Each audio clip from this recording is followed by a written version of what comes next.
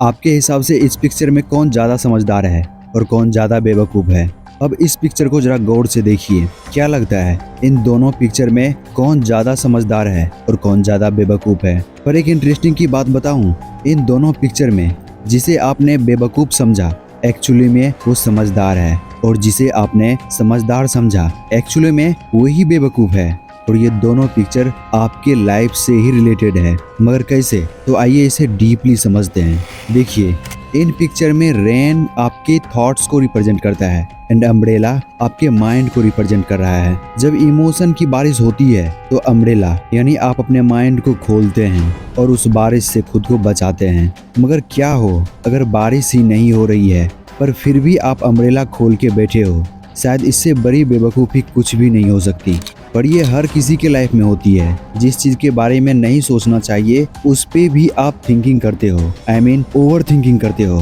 पर ये बेवकूफ़ी हर कोई करता है। कुछ में ओवर थिंकिंग ज़्यादा होती है और कुछ में कम होती है, पर ओवर थिंकिंग का शिकार लगभग हर कोई होता है। जैसे 2000 डिकेड में एक एक्सपेरिमेंट किया गया तो उसका result 60% female and 40% male over thinking का शिकार था। पर इन दोनों में इतना डिफरेंस क्यों हुआ, मेल में 40% और फीमेल में 60%? तो इसका जवाब आप खुद देने वाले हो वीडियो के खत्म होने तक। पर आपके माइंड में एक क्वेश्चन आ रहा होगा कि चलो ओवर थिंकिंग हमारे लाइफ के लिए बुरा है, पर कब हमें पता चलेगा कि हम ओवर थिंकिंग में हैं या फिर डीप थिंकिंग में हैं? क्योंकि हो सकता है जिसे हम ओवर थिंकिंग समझते हैं वो हमारा डीप थिंकिंग हो, और जिसे आप डीप थिंकिंग समझते हो एक्चुअल में वही ओवर थिंकिंग हो। तो चलिए इसी चीज को डिकोड करते हैं। इस टाइम में आप जो भी चीज देखते हो वो सब चीज एक थिंकिंग का ही देन है। इस दुनिया में जितने भी जीव हैं उसमें सबसे ज्यादा पावरफुल जीव ह्यूमन ही हैं। जो चीज हमें बाकी जीवों से यूनिक एंड पावरफुल बनाती है वो हमारे थिंकिंग की वजह से ही है। जैसे जैसे इंसान के लाइफ में प्रॉब्लम आया वैसे वैसे वो अपने आप को उस इन्वायरमेंट में ढाल लिया। आज से लगभग 3 lakh year ago human develop शुरू हुआ था तो उसे बहुत सारे प्रॉब्लम को फेस करना पड़ा, जैसे झुंड में शिकार करना, झुंड में रहना ताकि दूसरे जीव उस पे हमला ना करे। यानी वो प्रॉब्लम में हार मानने की बजाय वो अपने थिंकिंग से अपने आप को उस सिचुएशन में ढाल लेता था।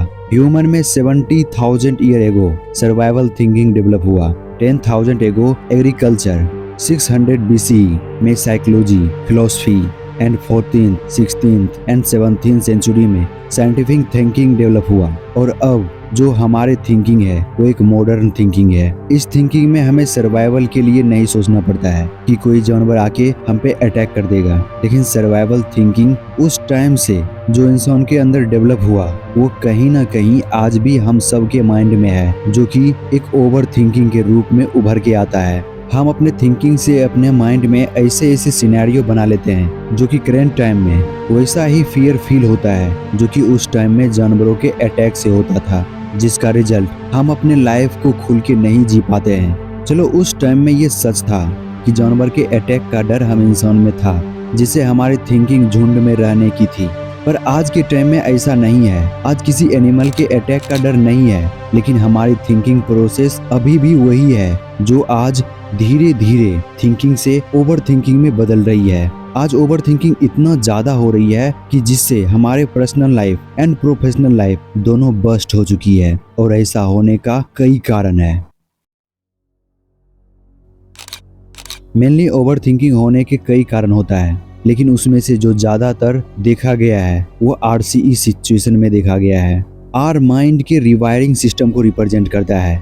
यानी शुरू में जब आप नेगेटिव थिंकिंग करते हो तो उस टाइम आपकी थिंकिंग सिर्फ थिंकिंग ही रहती है, ओवर थिंकिंग नहीं होती है। लेकिन जब आप इस नेगेटिव थिंकिंग को बार बार करते हो तो आपके माइंड में रिवायरिंग सिस्टम बन जाती है और आगे चलकर वही ओवर थिंकिंग में बदल जाती है। सी चाइल्डहुड ट्रॉमा को रिप्रेजेंट करता है। यानी बचपन में आपके साथ कुछ ऐसी घटना घटी हो जो आपकी थिंकिंग पैटर्न को चेंज कर दिया होगा। जैसे एक लड़का है जिसका पिता रोज ड्रिंकिंग करके घर आता है और अपनी वाइफ के साथ बदतमीजी करता है, और वो लड़का ये रोज देखता है, तो सोचिए उसके माइंड में इसका कैसा असर पड़ेगा। जो डर उसे बचपन में हुआ वो डर उसे बड़ा होने के बाद भी होगा।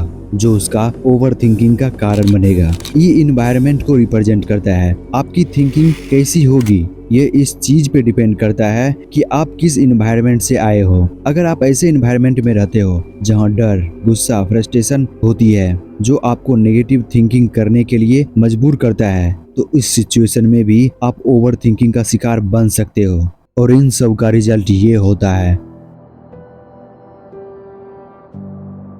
ओवर थिंकिंग आपको नेगेटिव थिंकिंग की ओर ले जाती है और आपके डिसीजन मेकिंग को पुअर कर देती है। अकॉर्डिंग टू डेविड क्लार्क, इसके अनुसार ओवर थिंकिंग से आपके रिलेशनशिप, करियर, हेल्थ इन सभी को इफेक्ट करता है। अब मेन क्वेश्चन ये है कि क्या इसे खत्म किया जा सकता है? तो इसका जवाब है नहीं। अगर आप ऐसा सोचते हो कि आप ओवर थिंकिंग को जड़ से खत्म कर लोगे तो आप गलत हो, बल्कि आप ओवर थिंकिंग को डीप थिंकिंग में बदल सकते हो, इसे खत्म नहीं कर सकते। Avoid emotional thinking and start logical thinking.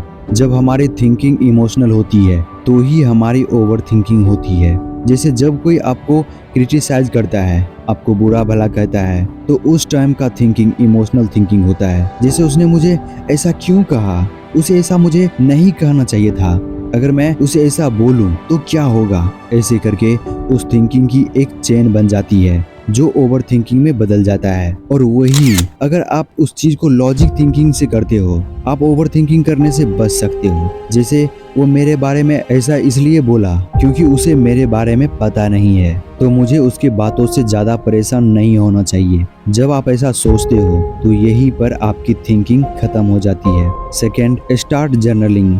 जब आप अपने ही थिंकिंग में उलझने लगते हो तो अपने थॉट्स को लिखना शुरू कर दो। ऐसा करने से आपके ब्रेन को क्लैरिटी मिलेगी, जिससे आप अपने थिंकिंग में उलझोगे नहीं। आप ओवर थिंकिंग कब करते हो? जब आपके ब्रेन को क्लैरिटी नहीं मिलती है कि वो आगे क्या करे, इसलिए वो बार बार थिंकिंग करता है, बार बार थिंकिंग करता है और वो ओवर थिंकिंग में बदल जाता है। Third, do meditation and mindfulness, यानी जितना हो सके उतना अपने माइंड को शांत रखो। जब आपके माइंड शांत होंगे तो आप माइंड में जो भी थिंकिंग करोगे उसे आप अच्छे तरह से हैंडल कर पाओगे और खुद को ओवर थिंकिंग से बचा पाओगे। Because of over thinking is enemy of happiness.